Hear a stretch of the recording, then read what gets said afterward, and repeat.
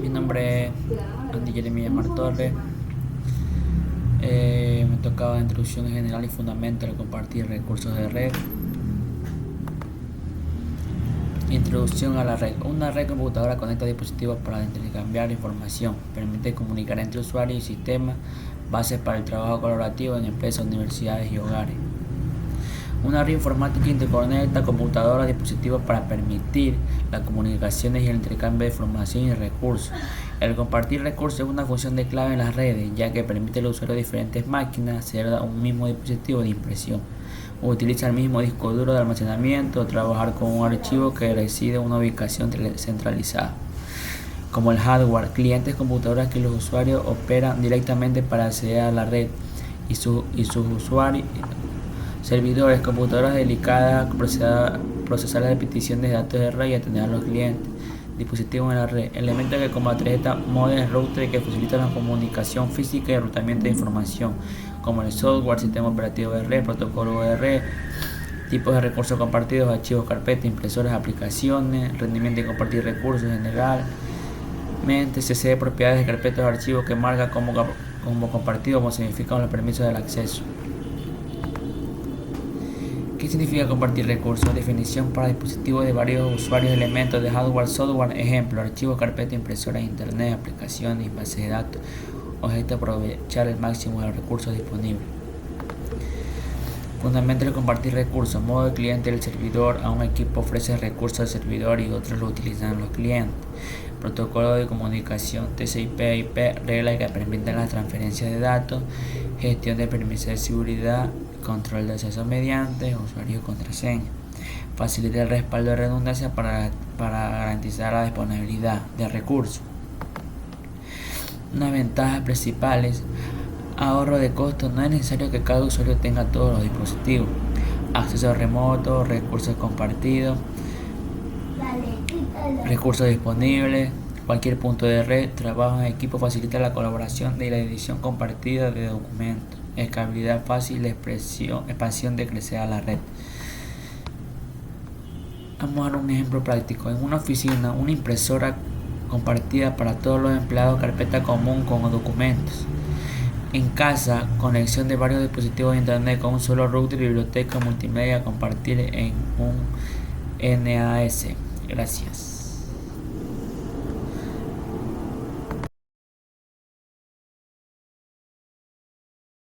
Buen día, somos el grupo 11 y en esta oportunidad vamos a hablar acerca del tema compartir una carpeta y acceso a recurso compartido, administrar recursos compartidos y sistemas de archivos distribuidos.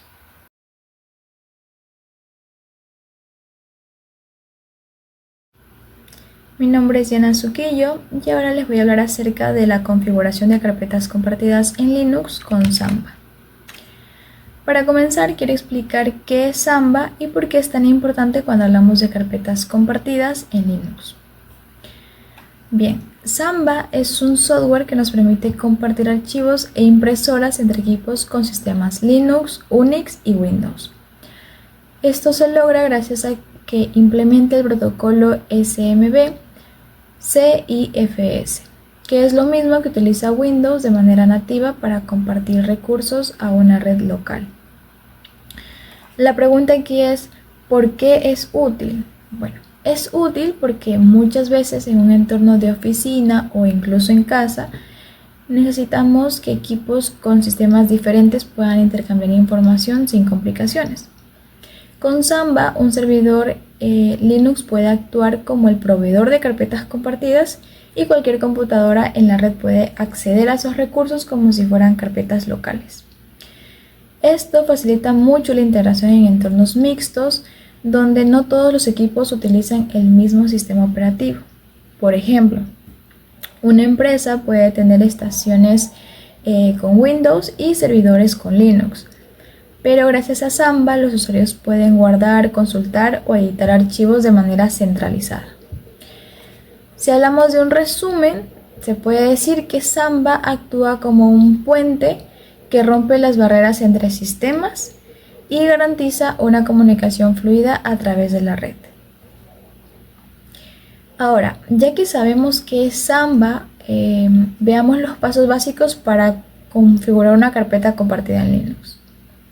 El primer paso es instalar Samba con el comando sudo apt install samba-y.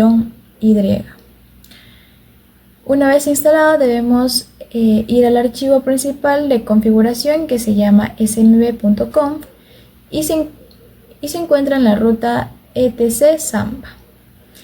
Ahí añadimos una sección para definir la carpeta que queremos compartir, indicando la ruta, si será visible, si será de solo lectura o escritura y si permitirá acceso de invitados.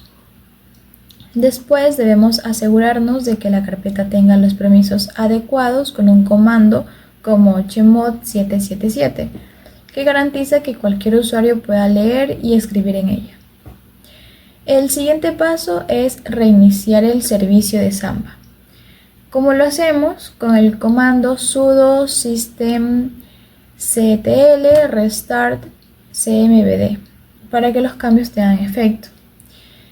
Y finalmente, desde un equipo con Windows se puede acceder fácilmente escribiendo en el explorador de archivos la ruta, que se estructura de la siguiente forma: IP del servidor / nombre de la carpeta.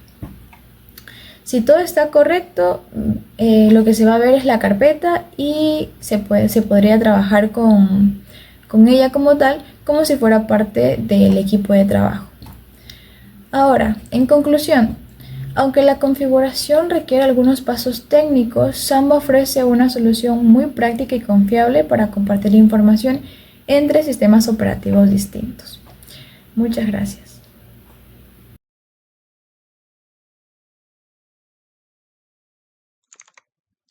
Un saludo cordial, mi nombre es Sergio Esteban Benito Ibarra. Hoy voy a explicar cómo la administración de recursos compartidos en el sistema Linux y cómo se gestionan los permisos de usuarios utilizando el servicio de Samba. El objetivo es entender el proceso paso a paso, para luego ver en la práctica cómo se aplica.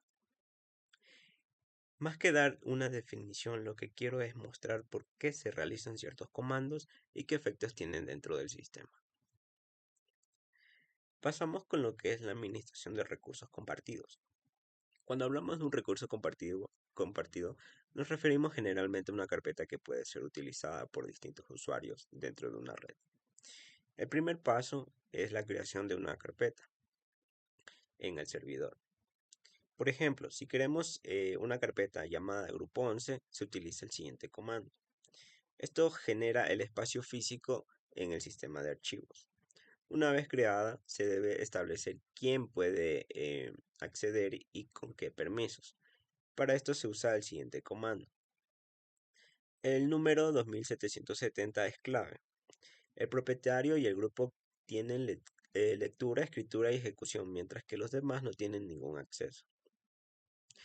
Además, el dígito 2 activa el bit SecGit, que asegura que todos los archivos nuevos dentro de la carpeta hereden automáticamente el mismo grupo, manteniendo la coherencia de los permisos.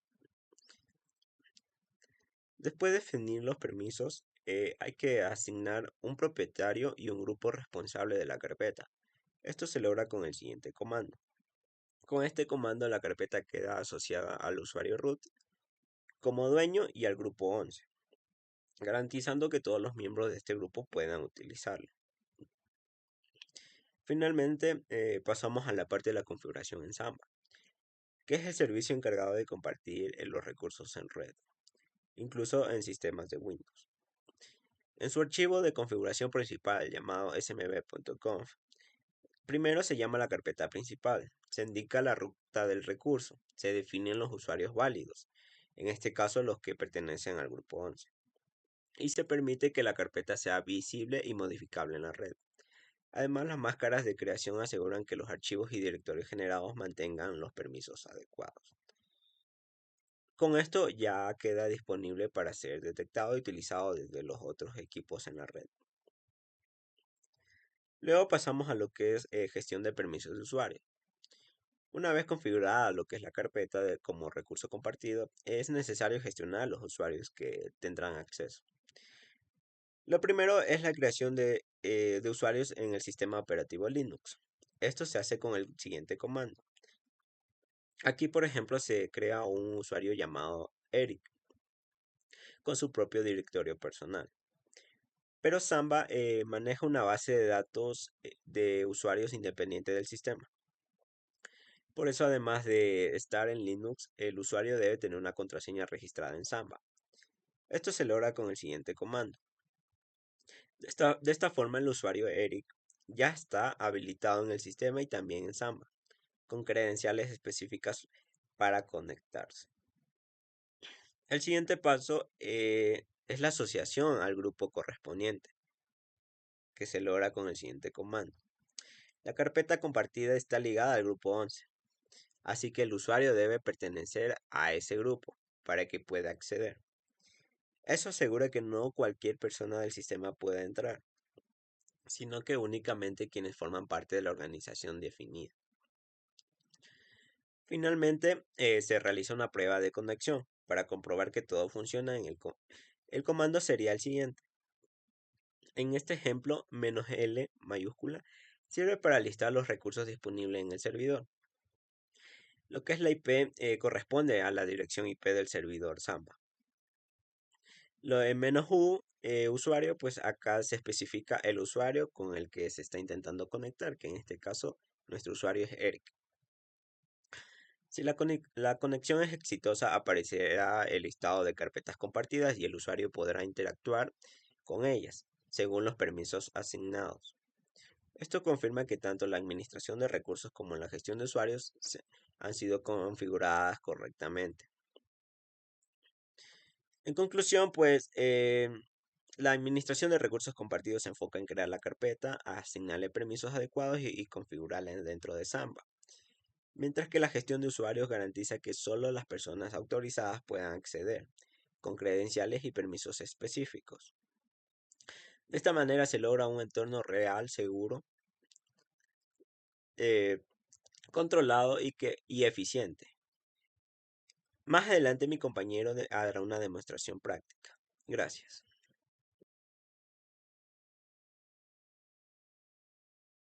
Buenas tardes, mi nombre es Yanji Bikura y yo voy a explicar la configuración de carpetas compartidas. Ocupamos Ubuntu, abrimos la terminal y para verificar que la carpeta existe y tiene los permisos correctos, utilizamos el siguiente comando. En este caso, el nombre de la carpeta, escribimos la contraseña solicitada y como podemos observar nos lanza el siguiente comando. ¿Qué significa esto? La letra D es el directorio, lo consiguiente básicamente son los permisos de lectura, escritura y ejecución para el propietario y el grupo, sin permisos para otros. Root grupo 11 especifica que la carpeta pertenece al usuario root y al grupo 11 en este caso, y al grupo de la carpeta grupo 11. Asimismo, ahora vamos a verificar que el usuario existe dentro y pertenece a este grupo. Como dijimos, el usuario se llama Eric y para lo siguiente vamos a utilizar el comando. El usuario se llama Eric. Y aquí podemos verificar, dado el resultado que nos lanza, que Eric pertenece efectivamente, es un usuario perteneciente al grupo 11.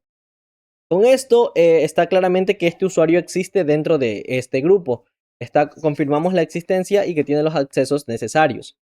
Ahora vamos a verificar los archivos que hay dentro de la carpeta compartida. Utilizamos vuelta el comando sudo. En este caso, hacer lo siguiente.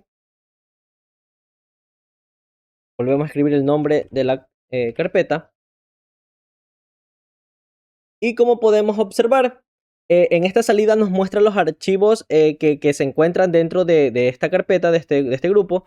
Y en este caso, como podemos ver, constamos con que aquí encontramos una carpeta de prueba que se ha realizado, una imagen .jpg que se llama Material Pick y otra carpeta llamada test. Podemos observar todo lo que se encuentra actualmente dentro de esta carpeta. Ahora, para verificar que todos estos permisos o que podemos acceder a esta carpeta, escribimos la siguiente dirección, que básicamente es la IP y el nombre del grupo.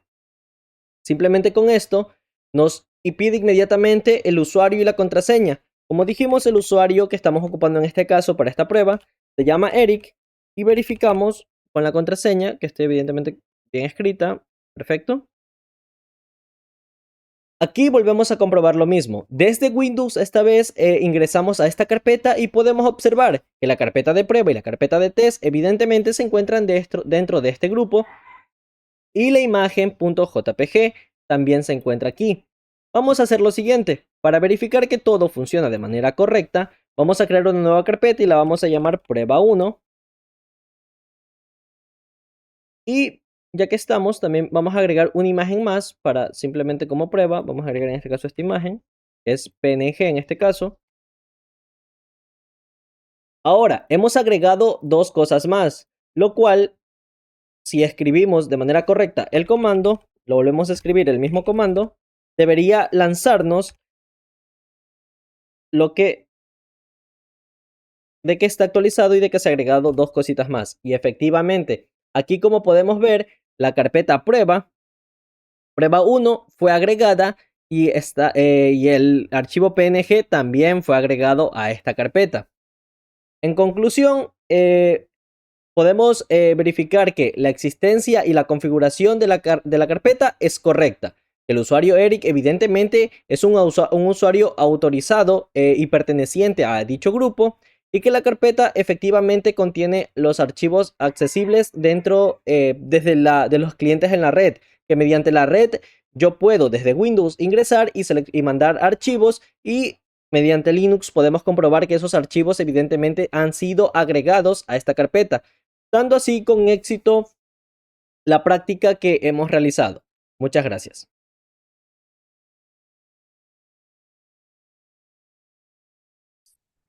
Buenas noches, señorita. Mi nombre es Joana Mendoza. El tema a tratar es implementación de sistemas de archivos distribuidos NFS y Gluten FS. Para hablar de MNFs y Gluten FS, es importante recordar la base, los recursos compartidos. Una carpeta compartida permite que varios usuarios accedan a su contenido, ya sea de forma local o red o incluso de manera remota. Estos accesos se regulan mediante permisos como lectura, escrituras o control total. Ese mismo principio de acceso y control es el que se lleva a nivel mucho más avanzado en los sistemas de archivos distribuidos. El primer sistema que debemos analizar es NFS o Network File System. Fue creado por Sun Microsystems y pensando especialmente para entornos Linux y Linux. NFS funciona como modelo cliente-servidor. En este modelo, el servidor exporta directorios que contienen los archivos y el cliente los monta en un sistema como si fueran carpetas locales. Esto da una experiencia transparente al usuario. No necesita saber en qué equipo están realmente los datos. La comunicación entre cliente y servidor se da mediante llamadas y procedimientos remotos a RPC. Gracias a esto, un programa que accede a archivos remotos los trata de la misma manera que a los locales. Las versiones más modernas como NFS v4 han mejorado mucho la seguridad, incluyendo autenticación con Kerberos y funciones como delegaciones y operaciones compuestas que reducen la las latencias y aceleran la respuesta. Incluso se han incorporado la automatización llamada localio, que detectan cuando el cliente y servidor están en la misma máquina para evitar el sobrecosto de comunicación innecesario. NFS es ampliamente utilizado en universidades, centros de investigaciones y empresas como permiten montar espacios de trabajo compartidos, donde los usuarios pueden acceder a los mismos archivos desde distintos equipos. También es útil en entornos de servidores donde varias máquinas deben trabajar sobre la misma base de datos o conjuntos de archivos sin necesidad de duplicarlos. El segundo sistema es Gluten, es un sistema de archivo distribuido en tipo Schedule. Esto significa que en lugar de depender de un único servidor, Gluten S permite unir el almacenamiento de varios servidores en un solo volumen común. Esto se logra organizando los datos en lo que se llaman bricks, que en las unidades de almacenamiento de cada servidor, esos bricks se combinan en fo- se combinan para formar volúmenes que se ven como un único sistema de archivos. Router ES admite distintas configuraciones. Pueden replicar datos para garantizar la disponibilidad, pueden dispensar la información para optimizar el espacio y también permiten escalar de manera horizontal, es decir, añadiendo más servidores cuando se necesita más capacidad o rendimiento. Twitter es muy usado en centros de datos, en soluciones de almacenamiento en la nube y en la empresa, que requieren gran disponibilidad y tolerancia a fallos. Por ejemplo, en servidores de streaming, en plataformas de visualizaciones o entornos de Big Data, donde se manejan grandes volúmenes de información que deben estar disponibles de manera constante. Bueno, eso ha sido todo. Gracias.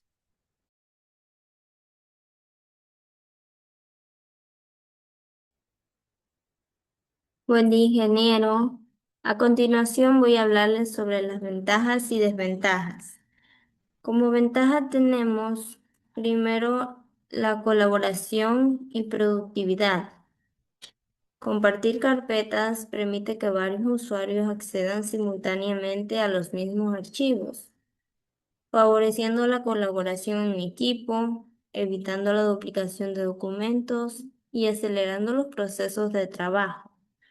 Como segundo tenemos centralización y control.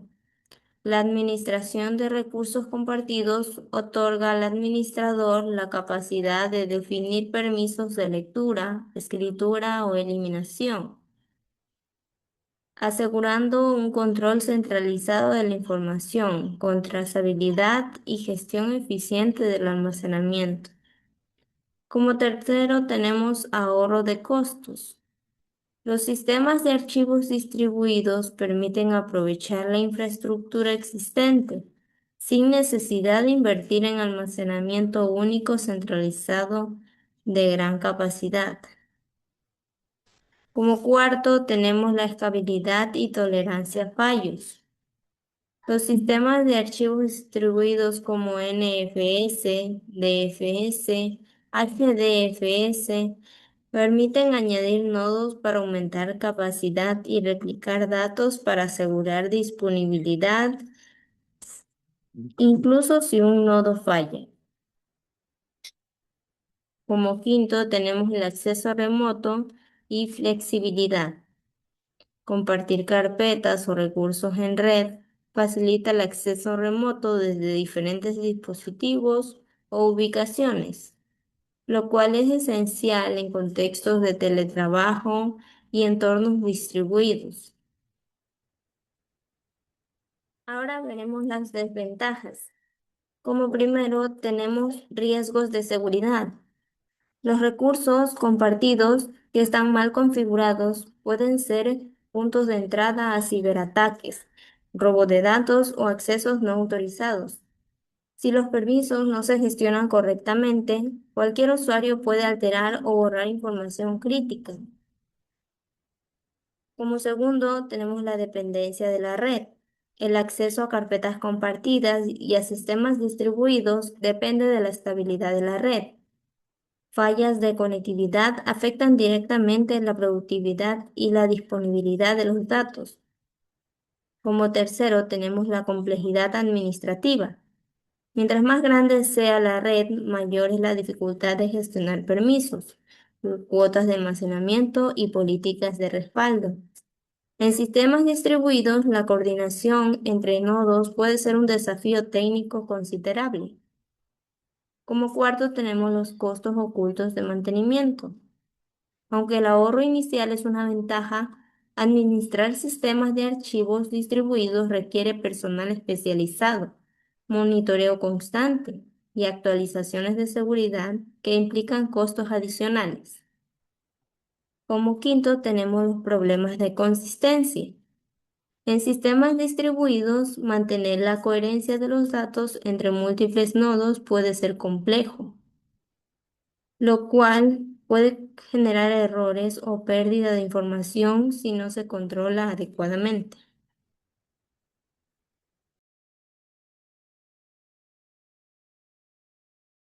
Buenas tardes, vamos a ver lo que es el análisis, la comparación del documento teórico con la práctica, realizar previamente tanto en el trabajo 1 como en el trabajo 2 en cuanto a lo que vendría a ser la compartición de carpetas y los recursos compartidos dentro de estas mismas.